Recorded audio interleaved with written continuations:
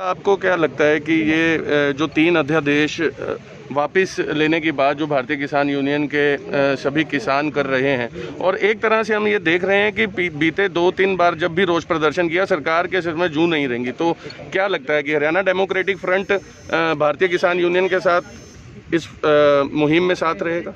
Haryana democratic front already जो है हमारी भारतीय किसान यूनियन के साथ और सभी हमारे किसान भाइयों के साथ है।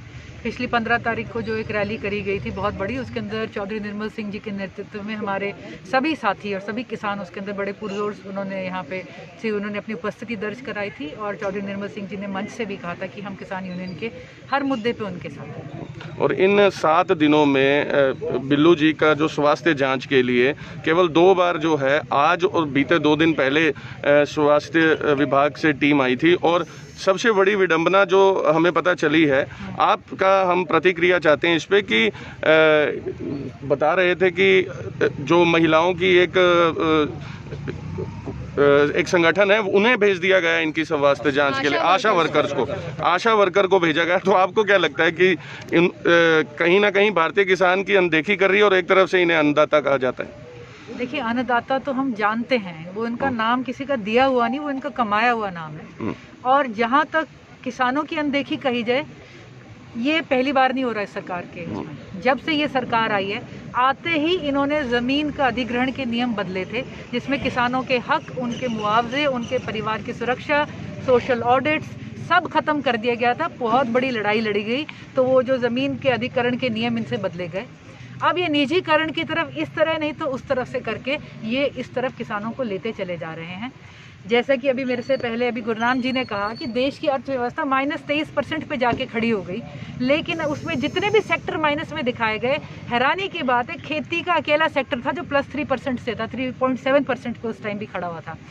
तो किसान ने तो अभी भी अपनी कमर कस रखी है। देश का बोझ, सबके चूल्हे चलाने का बोझ किसान अभी भी अपने उस पर चल रहा है। उसे कोई सरकार की मदद नहीं, कोई मार्केट की मदद नहीं। जितनी भी अब की बार सरसों से लेके गेहूं से लेके जितनी फसलें उठाई नहीं हुई, उनकी बिक्री नहीं हो रही। सबको पता है MSP खत्म है, फिर भी किसान जो है वो अन्नदाता नहीं, वो मैं कहूँगी पिता है इस देश का। उसने अपनी ना जिम्मेवारी ना दायित्व छोड़ा है, वो फिर भी लड़ रहा है।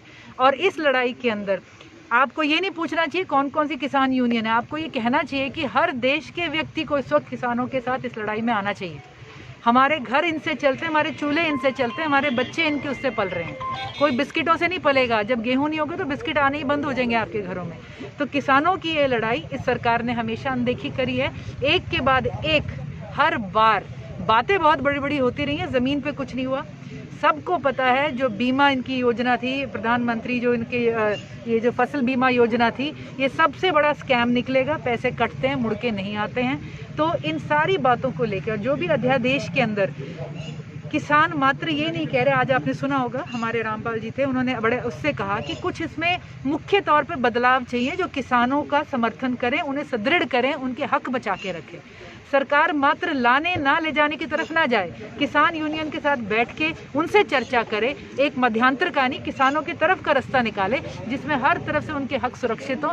Best of every world the farmer needs to get. उनको आज ये नहीं चाहिए कि टुकड़ों पे पल रहा है, हम उनके टुकड़ों पे पल रहे हैं। आज 188 मामले जिला अंबाला में कोरोना संक्रमित के सामने आए, और एक तरफ 20 लाख करोड़ की बात की माननीय प्रधानमंत्री जी ने, और दूसरी तरफ आइसोलेशन सेंटर्स में 5,000, 8,000, 7,000 रुपये प्रति बेड के चार्जेस जो हैं, जो इस समय आइसोलेशन सेंटर्स में हैं, तो उनसे चार्ज किए जा रहे हैं। तो आपको क्या लगता है कि 20 लाख करोड़ रुपए महज दिखावा था और इस समय कोरोना के नाम पर लोगों से पैसे? ये सब जानते हैं जो 20 लाख करोड़ बोला गया था, उसमें वो 10 लाख करोड़ था जो पिछले साल कोरोना से पहले बोल दिया गया था, बांट दिया गया था।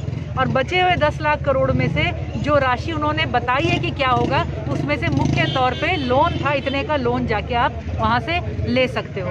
किसानों को पिछले साल जो 6,000 रुपये साल के देने की बात करी थी, उसको अब आप कोविड रिलीफ में कैसे जोड़ सकते हो? ये तो यही बात हुई, पिछले बार मैं आपके जन्मदिन पे गिफ्ट दे, ये लपेटा लपेटी। जितने भी अर्थशास्त्री थे उन्होंने कहा कि मोदी जी ने कहा मैंने GDP का 10% दिया है, लेकिन अगर उसमें से देखा जाए कि सरकार ने जेब में से कितना रुपया निकाला तो GDP का 1% भी नहीं था, 0.79% या कुछ इतना एक्चुअल कैश है। बाकी सब तो ये है कि लोन ले लो, लोन में आई है। इन सारी बातों से ना तो काम चलता है, और मैं ये किसान भाइयों से भी कहती हूँ, अब उनको इन बहकावे में, इन बातों में किसी तरह से भी लिपटना किसी तरह से नहीं चाहिए। किसान रहेगा तो देश रहेगा। धन्यवाद बहुत बहुत। बिल्लू जी।